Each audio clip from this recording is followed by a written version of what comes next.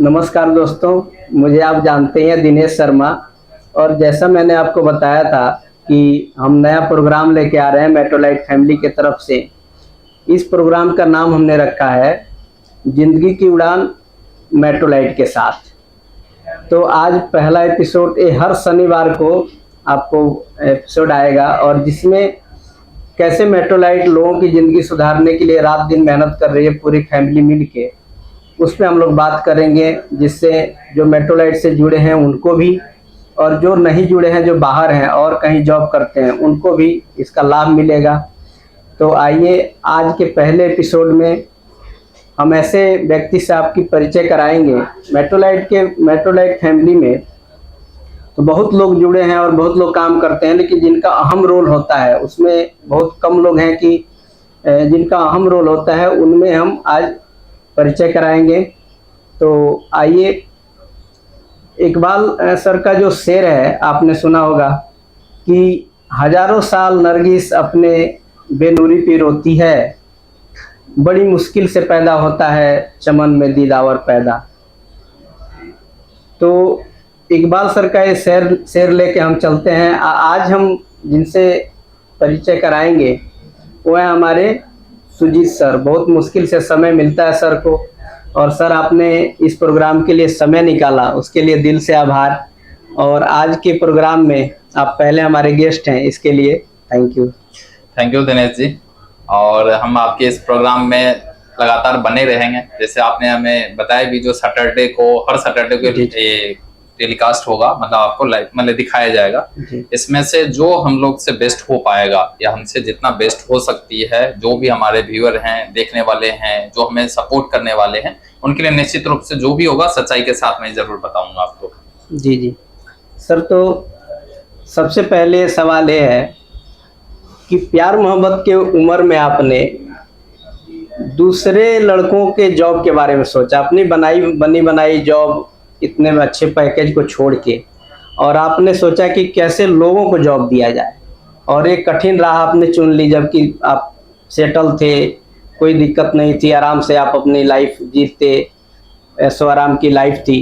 तो कैसे आपने सोचा कि हम दूसरों को जॉब दें, और कैसे पूरे देश में बेरोजगारी से लड़ने का आपने कैसे सोच लिया?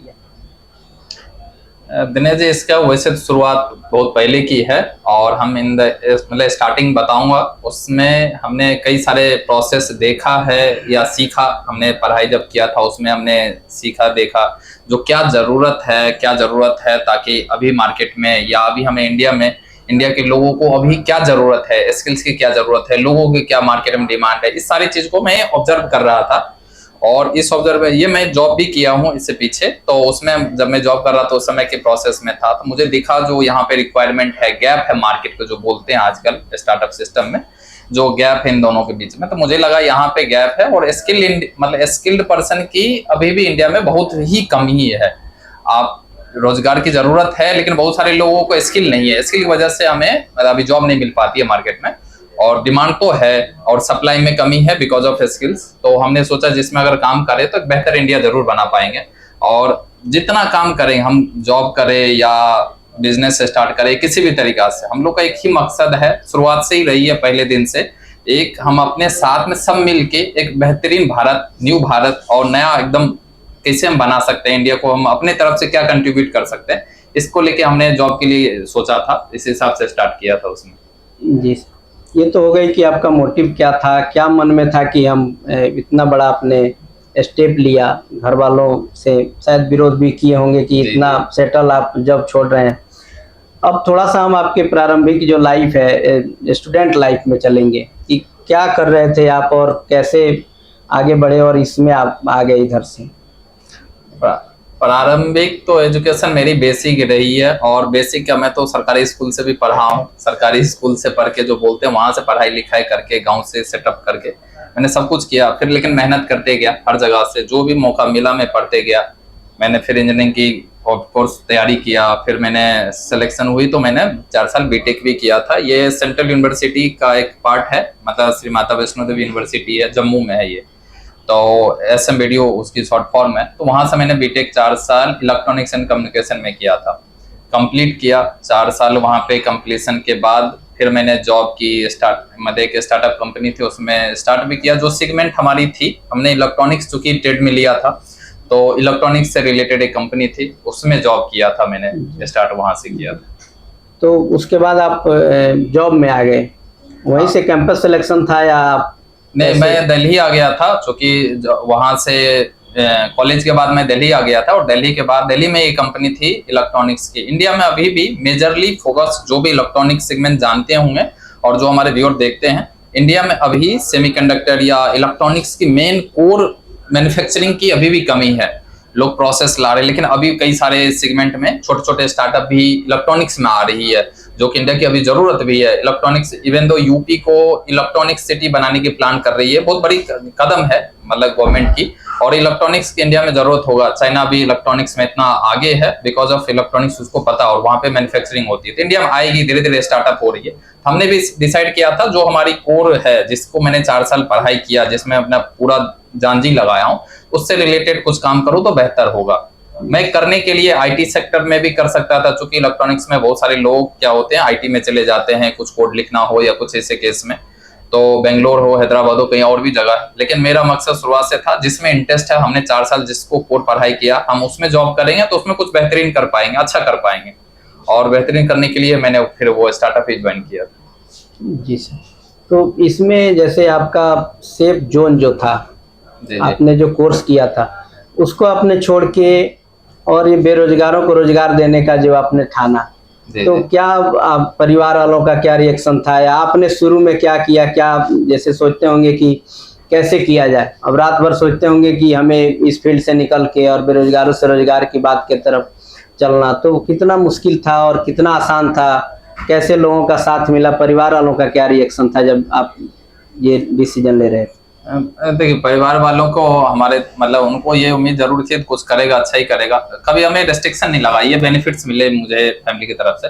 कभी ये नहीं बोले जो नहीं तुम ये क्यों कर रहा, वो क्यों कर रहा। एक होती है, वो बोले जो करना तुम ही करना, सही या गलत जैसे भी करना, तो उनके तरफ से हमें कभी रेस्ट्रिक्शन नहीं मिला, या कभी ये नहीं मिला जो नहीं क्यों नहीं कर रहा है या ये क्यों कर रहे। तो इसमें था, डिफिकल्टीज तो है ही। मैं तो एक ही लाइन हमेशा सोचता हूँ, डेली बिजनेस हो, स्टार्टअप हो, और स्टार्टअप में खास करके अगर आपको चैलेंज नहीं आ रही है, तो मेरा मानना कहीं ना कहीं आपकी गड़बड़ चल रही है। स्टार्टअप चैलेंज तो डेली है, अगर उस चैलेंज को आप ओवरकम करने के लिए ही आप स्टार्टअप स्टार्ट किए। स्टार्टअप फैसिनेटिंग नहीं है, जो आजकल मैं चलो एक स्टार्टअप कर रहा हूँ या मैं फाउंडर सीईओ ये बन रहा हूँ, ये कोई चीज नहीं है। अगर आप बेहतरीन वे में किसी भी प्रॉब्लम को, छोटा प्रॉब्लम हो या बड़ा प्रॉब्लम हो, अगर बेहतरीन वे में एग्जीक्यूट करके आसान तरीका से सामने वाले को दे दिए, तो आप सबसे बेस्ट स्टार्टअप चलाने वाले हुए या बिजनेस करने वाले हुए। बिजनेस और स्टार्टअप है ही जो सॉल्यूशन दूर, मतलब सॉल्यूशन ला के दे, आसान तरीका, जो कॉम्प्लेक्स है उसको आसान करके दे। अगर आप कॉम्प्लेक्स को ही कॉम्प्लेक्स सामने प्रस्तुत कर दिए, कस्टमर को दे दिए, लेकिन भाई साहब कॉम्प्लेक्स है, ये भी आप भी रखिए, ऐसा ही है हमारा, तो आपके गारंटी है जो मुश्किल आती है। हमारी मकसद हमेशा रहा है, जो जॉब एक बड़ी चैलेंजेस है इंडिया में, आपको जॉब रियल में आप देखेंगे कितनी कंपनी बनती है जॉब से रिलेटेड, फ्रॉड होती है, कंपनी बनती है, कंसल्टेंसी चलती है, ये सारी चीजें हमारे माइंड में शुरुआत में भी थी जब हमने स्टार्ट की प्लान कर रहा था उस समय में। लेकिन हम लोग का कुछ डिसीजंस उसमें बहुत ही पहले लाइन में बोल्ड लेटर में लिख लिया था, जो हमें ये काम करना और ये काम नहीं करना। तो नहीं करना तो क्या नहीं करना, और क्या करना तो क्या करना, उसमें काम में डिफिकल्टी जाएगी, ऑब्वियस है जो नहीं करना है। अब क्योंकि आसान वाली अगर लाइन चुनता तो बहुत जल्दी हम वहां पे पहुंच जाते, चांसेस है बहुत जल्दी और भी फेमस, बहुत सारी पैसा, बहुत सारा चीज आ सकती थी, लेकिन मैंने कभी सेलेक्ट ही नहीं किया उसको। और आगे भी प्लान हम लोग का है, जो गलत रास्ते के तरीका से हमें कभी जाना भी नहीं है इस चीज में लेके। जी सर, जब आपने डिसीजन लिया तो सबसे पहले तो आपने रिजाइन दिया होगा अपने जॉब से। जी जी। उसके बाद जब आपने निर्णय ले लिया कि हमें अब इसमें जाना ही है, अब जॉब करना ही नहीं है, हमें समाज और लोगों के लिए अब अपने आप को झोंक देना है, तो फर्स्ट स्टेप क्या था आपका कि कैसे शुरू करेंगे? क्योंकि उस समय आप अभी एकदम न्यू थे, और कैसे समाज में आपका कैसे सहयोग मिला और कैसे आप फर्स्ट स्टेप लिए थे? हमें एक चीज और भी लगती है, जैसे आपने बताया कैसे स्टार्ट में न्यू थे, ये बात सही है।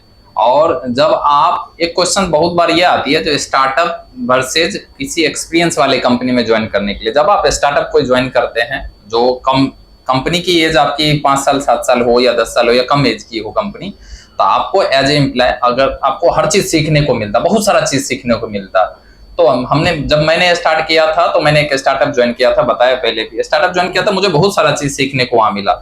मेरा काम, मुझे उन्होंने मार्केटिंग भी सिखाया, R&D भी सिखाए, उन्होंने हमें हर चीज सिखाया, बिल कैसे जान जाता है, बिल कैसे बिलिंग कैसे करते हैं, GST कैसे करते हैं, इवन दो सेलिंग कैसे करते हैं, हमें धीरे धीरे धीरे, चूंकि मुझे इंटरेस्ट भी था उसमें, तो मैं इंटरेस्ट था तो मैं उसमें हर चीज सीखते गया। मैंने लगभग 10 से 11 महीना काम किया था उस कंपनी में। फिर जब हमें मार्केट में चल भी रही, जब मैं बीटेक कर रहा था तो ऑप्शनल एक सब्जेक्ट आती है जो आप अपना ऑप्शनल सब्जेक्ट चुन सकते हैं, जो भी आपको अच्छा लग रहा था। मेरा था मार्केटिंग था, या मैनेजमेंट का स्किल्स का एक ऑप्शनल में था, इलेक्टिव सब्जेक्ट बोला जाता है उसको, तो वो भी हमने सेलेक्ट किया था। मुझे इंटरेस्ट थे उसमें, बिजनेस की मैं बहुत सारे वीडियोज या लेक्चर्स मैं देखता भी था, भी अभी भी हूँ, देखता हूँ बहुत सारा चीज को लेके।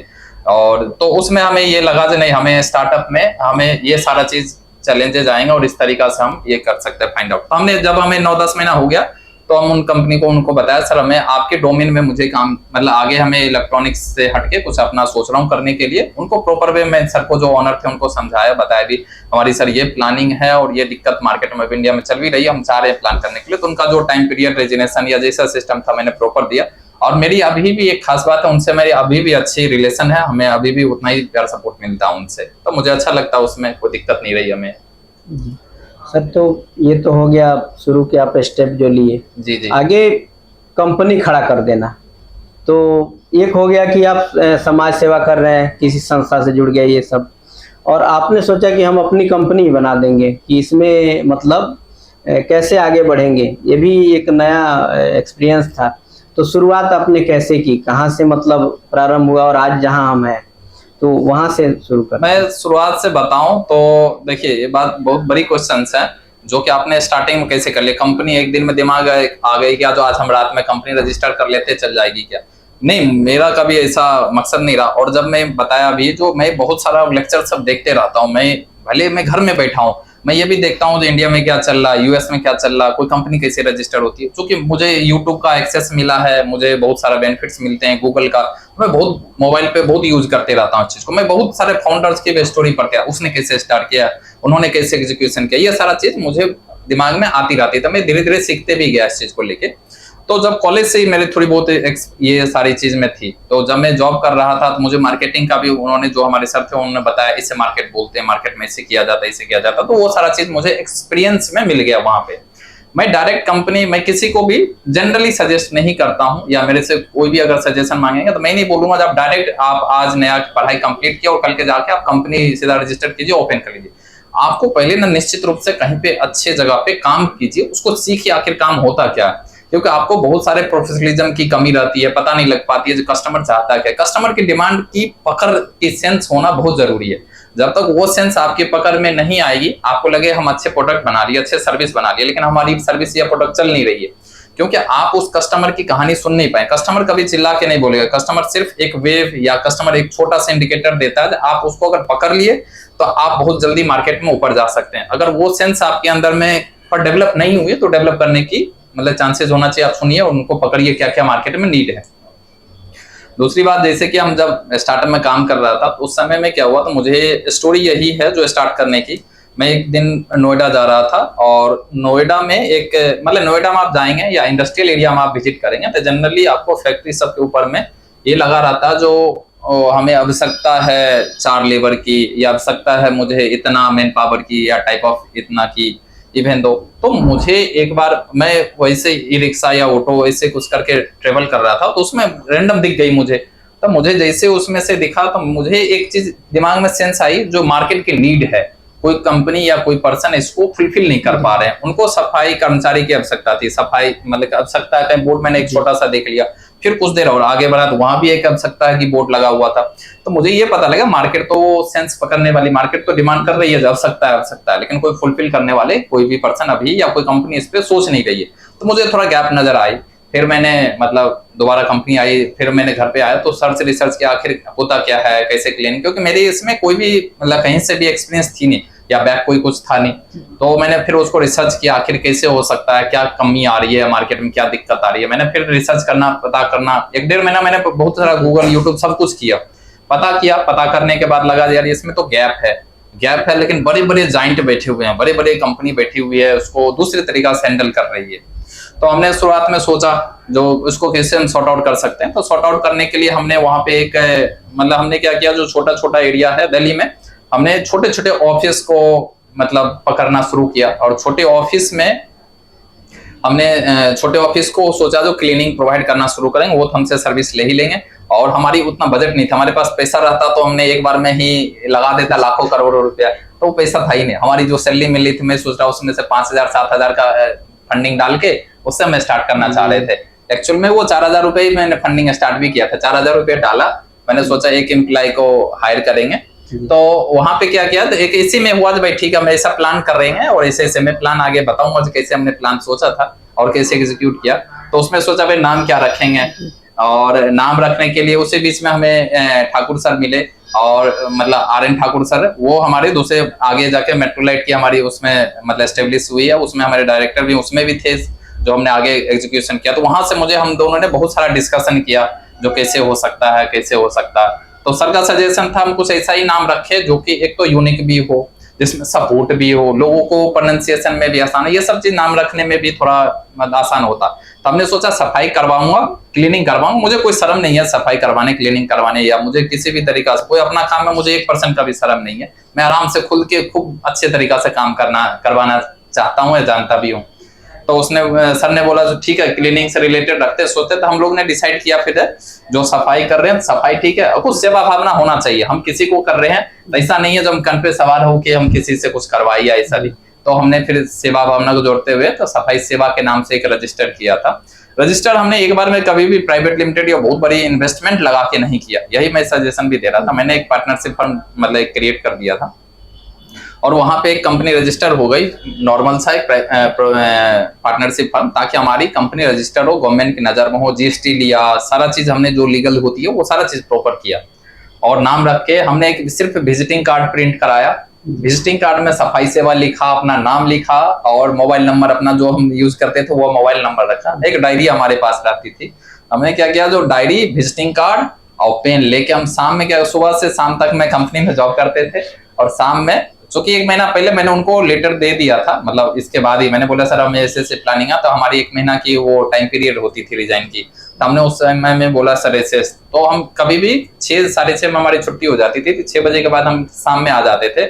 और जितना कोचिंग इंस्टीट्यूट हो या हमारे छोटा छोटा लाइब्रेरी हो या इस टाइप में, मैं हर शाम को जाके वहां पे उनसे मिलता था, उनके ऑनर से, और मैं जाके उनसे मिलता था और बोलता था सर ऐसे ऐसे बात है जो आपको क्या जरूरत हो रही है। तो उनकी प्रॉब्लम मैंने पहले ही नोट डाउन डायरी पे लिख लिया था, क्या क्या प्रॉब्लम हो सकती है एक छोटे ऑफिस में। तो पता लगा जो ये आंटी आती है साफ करने के लिए, आंटी बोलती है क्या जो ठीक है हम आपकी सफाई कर देंगे, मन माना कभी हम 2,000 लेंगे कभी 4,000 कुछ भी डिमांड कर लेती थी। मेजरली प्रॉब्लम वहां पे थी। फिर होता था नहीं हमें जो हमें फैन नहीं क्लीन करेंगे, हम ऊपर चढ़ नहीं पाएंगे, स्टेयर्स है ये चाहिए वो चाहिए, तो ऊपर चढ़ने में उनको दिक्कत था। तीसरी कहानी उनकी कई सारे प्रॉब्लम थे, कभी अपने मन से मोबाइल स्विच ऑफ कर लेना, छुट्टी मार लेना, नहीं आने की इच्छा रहती थी, आज नहीं आएंगे कल आएंगे, पहले पैसा दे दो फिर भाग जाना, बहुत सारे चैलेंजेस है छोटे ऑफिस के लिए। हमने सोचा चलो कोई बात नहीं, पैसा भी नहीं है अभी, हम छोटे ऑफिस से स्टार्ट कर लेते हैं। तो हमने छोटे ऑफिस में क्या क्या लाइब्रेरी में कोचिंग में गया, मैं खुद ही जाता क्योंकि मार्केटिंग में सीखा था वहां पे, मैं इसलिए बोला पहले ज्वाइन करने से बेनिफिट होते हैं। तो मैंने फिर अपना डायरी पेन पे लेता था, मैं ये सारा प्रॉब्लम लिख लिया और मैंने सोचा ये सारा प्रॉब्लम को दूर कराऊंगा। कोचिंग इंस्टीट्यूट के ओनर या मैनेजमेंट जो भी पर्सन मिलते हैं तो उनसे बोलता था सर आपकी आंटी आती है काम करने के लिए, यस सर आते हैं। तो मैं सोच रहा हूँ सर वो आप उनको मत रखिए, मेरा वाला सर्विस लीजिए, हम लोग अच्छे प्रोफेशनल को ला रहे हैं और इस तरीका से करेंगे, आपका फैन भी वीकली क्लीन करवाएंगे, मशीन से क्लीनिंग करवाएंगे, अगर हमारे एम्प्लॉय नहीं आते तो आप पेमेंट कर लीजिए या रिप्लेसमेंट में भेजूंगा, या ऐसे ऐसे केस होगी। इतना प्रोफेशनल हर तरीका से उनको समझाया, एक कहानी समझाया, तो उन लोग को अच्छा लग रहा था। कम एज का मेरा उस समय में एज भी आप 20 मतलब 22-24 साल होंगे ऑन एंड एवरेज, आप 22 साल के एवरेज मान के चलिए, 22 साल की एज होगी। तो उनको लगता था यार एक छोटा सा लड़का आके बोल रहा जो कोई बात नहीं, काफी भी एज वाले थे, 40-45 से 50 साल के एज हमारे वहां मिलते थे। बोलता कोई बात नहीं, ज्यादा इन्वेस्टमेंट है नहीं, किसी का 2,000 रुपया मैं लेता था, जो मतलब 1 महीना का मैंने 1 घंटा बोलता था डेली आके आपके यहाँ क्लीन करेगी 1 घंटा का, और हम 2,000 रुपया लेंगे, एरिया पे डिपेंड करता था कितना एरिया, या 3,000 रुपया लेंगे इस तरीका से। और फिर वो हम भेजते थे क्लीनिंग पार्टनर्स को। क्लीनिंग पार्टनर्स मिलना मुश्किल उस समय में हो रही थी, क्योंकि अब हमारे पास 2,000 में काम करने के लिए कौन आएंगे, एक बड़ी समस्या ये थी। तो किसी को बोलता था यार 2 हमारी ऑफिसेज हैं हमारे अंदर में, तो आप 2 को कर दो, मैं आपको 4,000 रुपया देंगे। 4,000 रुपया हमें क्लाइंट देते थे, हम 4,000 रुपया दे भी नहीं सकते थे, हमें भी कुछ चाहिए था ताकि मार्जिन, हम कंपनी का सेटअप में तो मार्जिन भी चाहिए होती है। हमने उनको बोला चलो हम आपको 3500 रुपया देंगे, आप हमें 2 कर दीजिए। 3500 रुपये काम करने के लिए कोई नहीं आ रहे थे, तो हमारे पास एक बड़ी चैलेंज थी और हमारी बजट ही, हमारी टोटल बजट 4,000 की थी, मैं उससे ज्यादा एक्सीड भी नहीं कर सकता था। फिर हमने सोचा क्या कर सकता उपाय, अल्टरनेटिव जुगाड़ तरीका ढूंढते रहा, क्योंकि प्रॉब्लम को तो सॉल्व करना था। फिर हमने क्या किया, ये काम मैंने स्टार्टिंग है नागलोई है दिल्ली में, तो वहां से स्टार्ट किया था। तो फिर नागलोई में फिर मैंने क्या किया, एक मेट्रो स्टेशन है नागलोई, वहां पे जो मेट्रो में काम करते उनके एक एम्प्लॉय को पकड़ा। मैं बोला आपकी ड्यूटी कब से कब चल रही है? सर इतना बजे से चलती है, मान के 11 बजे से उनकी शिफ्ट लगती थी, इवनिंग शिफ्ट। मैं बोला सुबह का मुझे 4 घंटा आप दे दो, मैं आपको 3,000 रुपये या 4,000 रुपया दूंगा, आपके नियर एट लोकेशन में आपको क्लीन करना, 2 ऑफिस जाके कर लेंगे। वो मुझे अभी भी नाम याद है, दुर्गाराम नाम उनका था, और हैंडीकैप थे बेचारे, बहुत हेल्प किए मुझे। उन्होंने बोला सर कर लूंगा, मुझे पार्ट टाइम जॉब मिल जाएगी। मैं बोला अच्छा बात है। उनको पार्ट टाइम जॉब मिल गई, मुझे पूरा फुल काम मिल गया, तो मैंने उनको ज्वाइन करवा लिया। ज्वाइन कराने के बाद धीरे धीरे ऐसे हम स्टार्टअप इसको शुरुआत करनी है, कभी 2 ऑफिस, फिर 4, 5, 10, 15, फिर नागलोई सेटअप करके मैंने लक्ष्मी नगर सेटअप किया।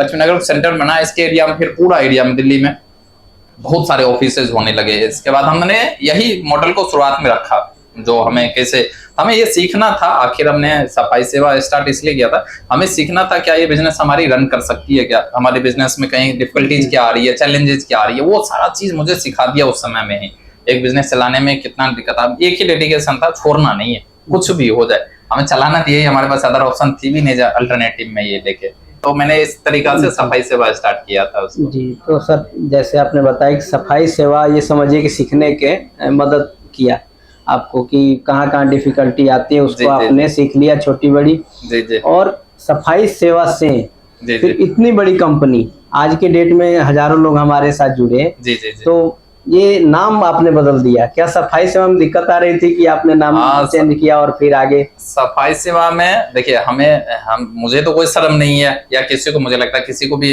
नहीं शर्म होना चाहिए, या हम क्लीनिंग कर रहे हैं, करवा रहे हैं, सफाई कर रहे हैं, इसमें कोई शर्माने की कोई बात नहीं है। लेकिन कभी कभी क्या होती है, कुछ चैलेंजेस आते हैं। हमने पहले बताया, जैसे हमारी ये पार्टनरशिप थी, तो मुझे आगे लगा जो नहीं हमारी ये बिजनेस चल जाएगी, तो हमें नाम चेंज करना, मतलब हमने प्लान किया जैसे कुछ कॉमन नेम रखेंगे, ताकि किसी को ये ना शर्म ना आए, जब हम काम कर रहे हैं या वर्दी पहन रहे हैं तो हमें ये चीज यार ये सफाई करा रहे, इज्जत या दिमाग में इससे, आजकल मेरे दिमाग में नहीं है क्या, लेकिन हमारे जो साथ में सहयोगी जुड़ेंगे उनके दिमाग में दिक्कत तो नहीं आ रही है। तो हमने सोचा जो किसी को देख रहा था जो नहीं दिक्कत आ रही थी, मैं डायरेक्टली बोलते नहीं थे, लेकिन कभी मैंने एक बैंड मतलब ये बनाया बंडी टाइप की, तो उसमें से कुछ लोगों को जोड़ा, तो वो बोले थे यार ये सफाई सब एमसीडी वाले लग रहे हैं हमें, तो उनको अच्छा नहीं लग रहा था। तो वो हमारे साथ तो पेमेंट वाइज जुड़ना चाह रहे थे, हम टाइम पे पेमेंट कर रहे थे, सब कुछ ओके था, ड्यूटी आवर्स कम थी, सब अच्छा लग रहा था। लेकिन उनको ये अच्छा नहीं लग रहा था, जब हम ये सफाई, जब भी हम लोग साइड होते थे वो अपना वर्दी खोल लेते थे। मैं बोला ये तो सही नहीं है, हमारी वर्दी, आर्मी की वर्दी कैसे शान की बात है, हमारी भी वर्दी शान की होनी चाहिए। तो कभी भी वर्दी खोल लेंगे तो मजा नहीं है उस चीज में। तो मैंने बोला नहीं क्यों, मैंने उनसे पूछा, बात किया, मैं उन सारे बच्चों को अभी भी नाम याद है जो हमारे उस समय में जुड़े थे, या अभी भी मैं बहुत सारे लोगों को जानता हूँ और उनसे पता भी करता हूँ आपको क्या दिक्कत आ रही है, क्या समस्या, आपको कंपनी और क्या अच्छा करेगी तो आप अच्छा कर पाएंगे। मेट्रोलाइट से जुड़ेंगे, कई सालों से लोग हमारे साथ जुड़े हुए हैं, जैसे से लोग हम जोड़ते गए। तो और हमें नाम इसलिए बदलना पड़ा क्योंकि हमें एक private limited company firm register आगे करना था। जब हमें एक टेस्टिंग मॉडल हमें ओके हो गया, हाँ अब तो मैं चला लूंगा, एक लेवल तक हमें लगने लगा नहीं अब ये तो मॉडल हमारी सक्सेस हो जाएगी। बट ये मॉडल हमने बाद में जाके इसको स्विच करके दूसरा मॉडल धीरे धीरे कन्वर्ट किया। क्लीनिंग तो रखा, मेजरली काम तो क्लीनिंग थी, बट इसमें चैलेंजेस बहुत थे, बहुत चैलेंजेस। आपको इस टाइप के मॉडल में जो भी करते हैं अभी भी, जैसे कार वॉशिंग का काम है या बहुत सारे ऐसे केस है जिसमें चैलेंजेस है, जो आपको एक तो पार्टनर्स जो आपके जो क्लीनिंग करेंगे लड़का, उसकी अवेलेबिलिटी पे बहुत क्वेश्चन मार्क है। आपकी जो क्वालिटी आप जो चाह रहे हैं डिलीवर करने की, उसमें ट्रेनिंग की बहुत नीड है। जब तक आप ट्रेनिंग उस लेवल पे नहीं दे पाएंगे तो नहीं हो पाएगा। और प्राइस पॉइंट, जो प्राइस आप जो बच्चे को चाहिए, जो एम्प्लॉय को चाहिए, उस प्राइस पॉइंट को मार्केट में मैच कराना, ये डिफिकल्टीज है।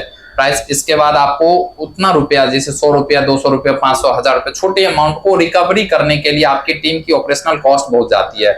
अगर उसको आप सॉर्ट आउट कर पाते हैं तो ये बिजनेस बहुत सक्सेसफुल हो सकती है। बट अभी भी इसमें चैलेंजेस यही है, जो प्राइस पॉइंट मैच नहीं हो पा रही है, ट्रेंड स्किल स्टाफ हमें अवेलेबल नहीं हो पा रही है, और हमें पेमेंट रिकवरी केस बहुत ज्यादा दिक्कत है, पेमेंट रिकवरी में चैलेंज आ रहे हैं। अगर इसको जो भी पर्सन इसको सॉर्ट आउट अच्छे तरीका से कर पाएंगे तो इसके लेवल हो सकती है, ये और अच्छा हो सकता है।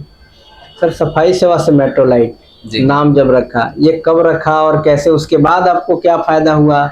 नाम चेंज करने से कुछ फायदा हुआ या ऐसे आपने नाम चेंज? नहीं, इससे तो कोई नाम नहीं, मतलब ये होता है बेनिफिट्स बहुत सारे चीजें है, बट सफाई सेवा से मेट्रोलाइट की जो ये सफर रही है, और ये बात जो है मेट्रोलाइट आखिर क्यों ऐसा क्या, हम लोग ने सोचा जो नाम अब ऐसा रखेंगे कॉमन नाम, ताकि कोई भी सेगमेंट में रखेंगे तो हमें मेट्रोलाइट से इंडिकेट करें हम मेट्रोलाइट मतलब वो कैपेबल है, हम लोग कर सकते हैं।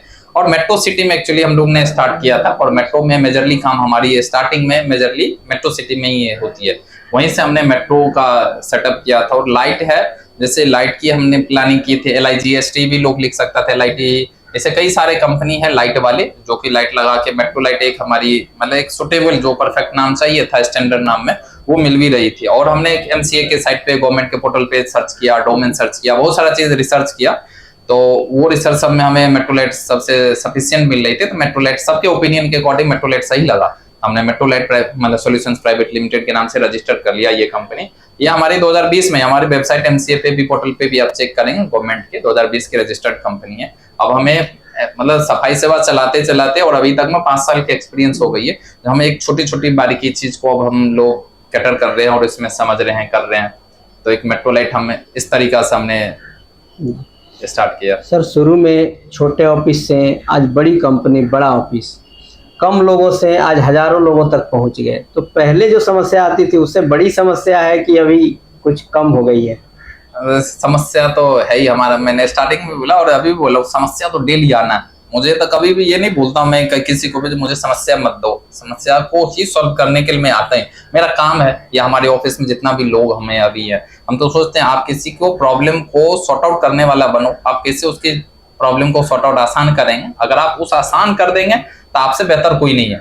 और बिजनेस भी यही है, स्टार्टअप भी यही है, हमारा काम भी यही है। हम किसी को कैसे, हमारी एक प्लेटफॉर्म है जस्ट लाइक जब हम एम्प्लॉय को भी बुलाते हैं जिनको नौकरी चाहिए, उनको एक प्रॉब्लम है नौकरी नहीं मिल रही है, और नौकरी मिल रही है तो उनको कोई पैसा ले रहा है, कोई फ्रॉड कर ले रहा है, कोई कई सारे चैलेंजेज है, कोई काम करा पेमेंट नहीं देते हैं, कोई किसी हजार तरीका का समस्या, इसको सॉर्ट आउट करना एक एम्प्लॉय के एंड पे भी। और हमारे जो क्लाइंट हैं अभी जो हम जहां काम कर रहे हैं, जिस ऑर्गेनाइजेशन में काम कर रहे हैं, उनको स्किल्ड मैन पावर चाहिए, उनको ट्रेंड चाहिए, टाइम पे चाहिए, रिलीवर चाहिए, बहुत सारा केसेज उनकी एक अलग स्टोरी है, लंबी लिस्ट है, उनको मैच करके आप बीच में एक अच्छे सॉल्वर बनिए, आप एक अच्छे प्रॉब्लम दूर करने वाले बनेंगे। तो फिर हमें चैलेंजेस तो डेली आना है, और चैलेंजेस से मुझे कोई ये दिक्कत नहीं आती है जब तक चैलेंज ना हो, जब तक लगता है कि कुछ हो नहीं रही है। अगर कहीं से कंप्लेन नहीं आए, आप सर्विस सेक्टर में है, आप सर्विस सेक्टर में अगर कंप्लेन नहीं आएगी तो छोटा हो या बड़ा हो कंप्लेन, आप समझिए कुछ ना कुछ गड़बड़ चल रही है। मेरे हिसाब से मैं अपने माइंड में यही चल रहा है, यार वहां से कुछ कंप्लेन या कुछ भी नहीं आ रही है, फीडबैक नहीं आ रही है, कुछ कोई कॉल नहीं आ रहे हैं,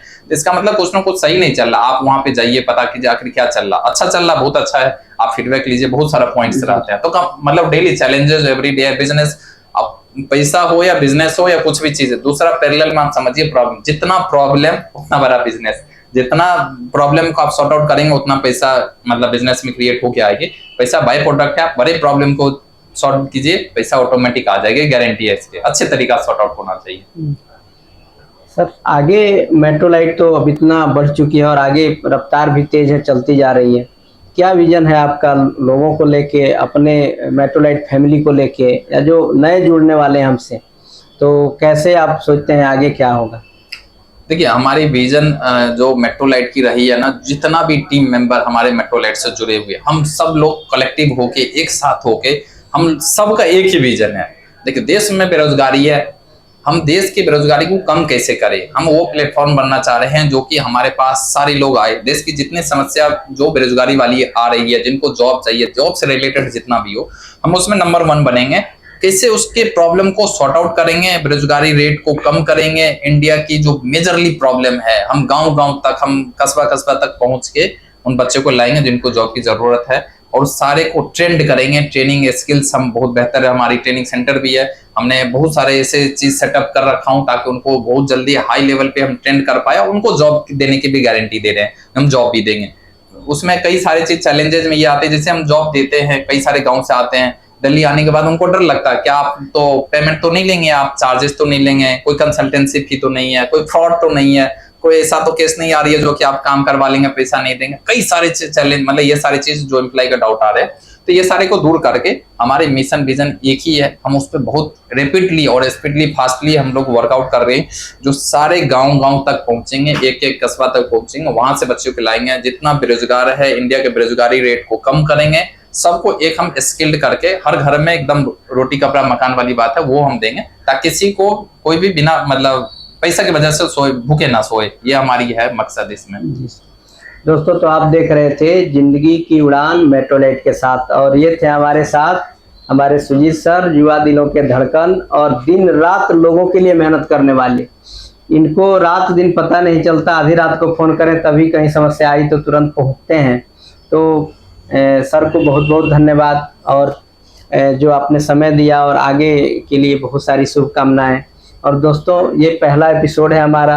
आपका जो प्यार मिलता है, बेरोजगारों से रोजगार की बात आप देखते हैं, या जो भी हमारे प्रोग्राम है, तो उससे प्रेरित होकर हमने कहा कि ऐसा प्रोग्राम आए कि सर से, या मेट्रोलाइट फैमिली है, इसको बनाने में बहुत लोग हैं, तो जो इम्पोर्टेंट रोल अदा करते हैं हमारे सर हैं, और भी बहुत लोग हैं, एक एक करके हम लोग आएंगे और सर से आगे भी समय लेके और आपसे रूबरू कराएंगे, बात करेंगे आगे कैसा चलेगा हमारा प्रोग्राम। तो आप अच्छा लगे तो इसको शेयर करें, लाइक करें, सब्सक्राइब करें हमारे चैनल को। जैसे आप प्यार देते हैं तो आपके कमेंट का इंतज़ार रहेगा, और जो भी आप कमेंट करेंगे, सर से और भी कोई क्वेश्चन पूछना चाहते हैं जो हमसे छूट गया हो, तो आप कमेंट करेंगे कि अगले सेशन में हम फिर शामिल करेंगे। और सर अभी हमारे साथ बने रहेंगे आने वाले एपिसोड में, और असली क्वेश्चन तो अभी बाकी हैं। ये तो इंट्रोडक्शन था, आज सर को हम लोग सीधे सीधे में छोड़ दिए। आगे आपके सवाल होंगे, हमारे भी सवाल होंगे, और सर जवाब देंगे। तो बहुत बहुत धन्यवाद, आपने जो समय दिया और आपने जो प्यार दिया, सर को भी दिल से आभार, और आप सबको भी thank you sir. Thank you.